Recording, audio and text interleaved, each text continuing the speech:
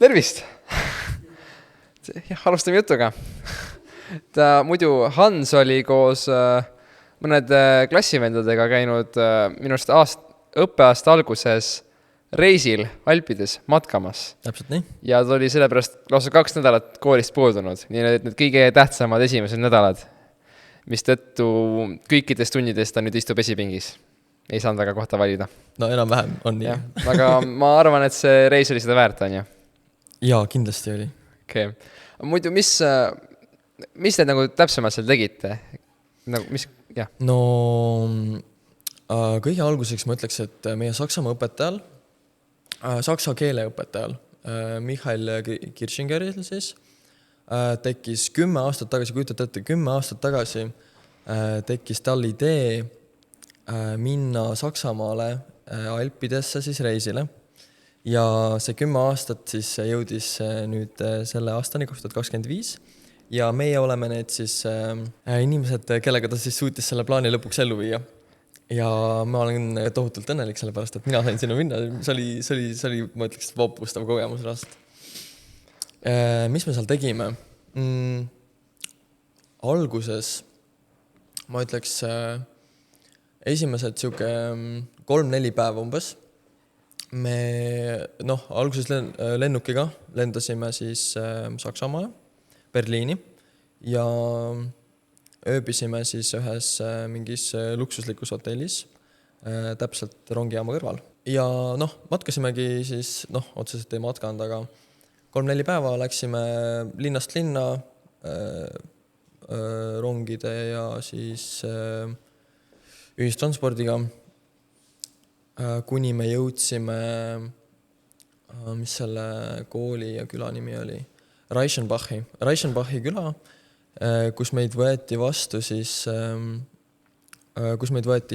Saksa kool võttis meid vastu ja seal me olime siis niimoodi, et läksime, meil oli enne antud niimoodi, et Saksamaal oli sama palju õpilasi, kes võtsid meid vastu ja võtsid nagu enda peredesse elama 8 päevaks umbes. Ja siis hommikul, pakkumiskell neil kool hakkab hommikul. Kell 6? 7:30. Mõned ärkavad Eestis 7:30 hommikul ärkas. Mina ärkan ka umbes see kell ärkan. Ja hommikul me pidime ärkama umbes 6. Siis läksime kooli. Ja koolis olime 4 tundi ja pärast kooli siis neil nullidel sakslastel oli siis plaanitud meile linnatuur teha. Reichenbachi linnatuur, see oli siis niimoodi, et neil oli kõigil meile küsimuste leht ja nendele küsimustele me leidsime vastused ainult linnas jalutades ja linnas siis nagu ringi kõndides ja külastades seda linna. Nemad olid meil ka nagu abiks. Meid jagati umbes mingi 5 gruppi ja siis jalutasime mööda linna lingi ja siis vastasime küsimustele ja nii saime päris palju teada. Muide üks naljakas jutt selle ööbimisega seal peredes oli siis niimoodi, et mina ja Lukas olime koos ühes toas. Me olime koos ühes majas, nagu meid pandi ööbima ühte majja. Päris selge. Ja siis, kuna seal, nagu sellel toas, kus me olime, seal olid hästi väiksed aknad. Maja oli nagu väga suur oli, aga selles konkreetses toas, kus meie ööbisime, olid väiksed aknad ja öösel oli nagu väga palav meil magada seal. Ja siis ühel hetkel Lukas nagu togib mind korraks, lööb mind ja ütleb, et Hans, magad või? Siis ma ütlesin talle, et enam ei maga, äratsed üles mu. Ja siis ütles, et tund ei tule, mis me teha võiks. Ja siis ma tõusin ka püsti, et kurat, ei tule täiesti und. Mis me siis teeme? Ja Lukas ütles, et kuule, lähme jooksma. Kujutad sa pilti, see vend tahtis minna jooksma, mis kell oli. Me pidime kell 6 ärkama ja kell oli mingi 5, mingi 12, midagi siukest. Ja siis ma võtsin korraks telefoni lahti ja kirjutasin Mattiasele. Mattias oli meist umbes mingi 4-5 kilomeetri kaugusel umbes. ja kirjutasin talle, et kuule, kas sa oled üleval või noh, ma nägin tegelikult, et ta on nagu Snapchatis siis aktiivne ja kirjutasin talle, ütlesin, et kuule, davai, et tuled ka jooksma ja siis ta oli ka nõus ja konkreetselt me läksimegi kell 5 öösel, panime tossud jalga, hiilisime majast välja, et keegi teine meid ei märkaks, jooksime 2 kilomeetrit, Mattis jooksis 2 kilomeetrit vastu, me saime kokku ja naersime surnuks ennast seal tee peal. Tegime pilti ja siis läksime tagasi oma siis majja. Ja mul paar küsimust nüüd tekkis selle aja jooksul. Esiteks küsiks seda, et ma sain õigesti aru, et Kissinger oli seda 10 aastat planeerinud ja siis saidki nagu minna, saitegi teie minna. Ja, nagu see on täiesti uskumatu, kuidas Kirsingeril tekkis 10 aastat tagasi, see kujutad ette, kui noor võis olla Kirsinger 10 aastat tagasi, eks ole. Ja siis sattus see nagu meie aastane, nagu, et me saime minna.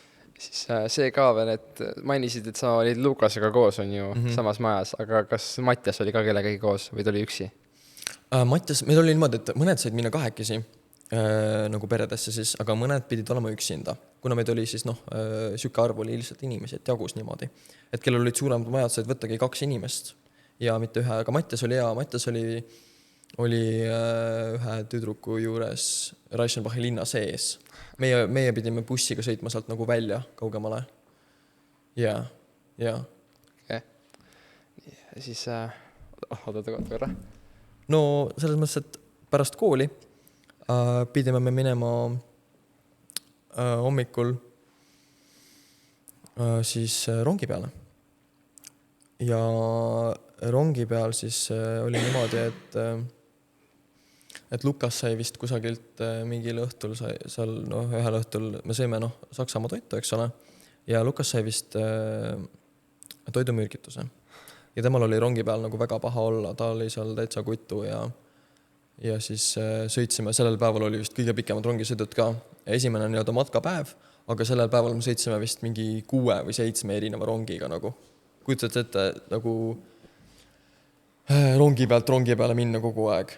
Ja ühes rongijaamas see oli vist viimase rongi peale pidime jõudma ja me jõudsime selle suurde rongijaama, ma ei tea, kus nimetatakse seda, aga põhimõtteliselt jõudsime kohale ja meil oli järgmise rongi väljumiseni oli 4 minutit ja see rong väljus vist, seal rongijaamas oli vist mingi 37 erinevat rongi väljumisteed ja me olime mingi 4.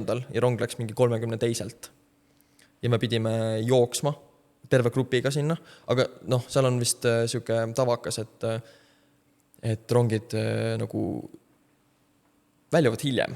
Aga mina õnneks jõudsin, mina jooksin konkreetselt, mina võtsin eesmärgiks endal, mina jõuan seal rongi peale, ma jõudsin ja hoidsin teistele seda ust lahti, et kõik jõuaksid. Aga nali oli selles, et me läksime, seal on siuke süsteem, et erinevad vagunid, kuna see rong on jõhkralt pikk, siis vagunid, et rong peatub igas peatuses nagu nende vagunitega, kust selles peatuses tulevad inimesed maha.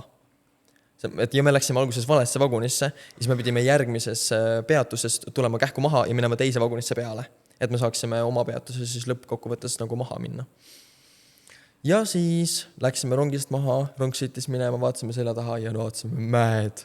Ma olin täiesti hüsteerias, ma võtsin telefoni välja ja pildistasin oma telefoni põhimõtteliselt nagu täis.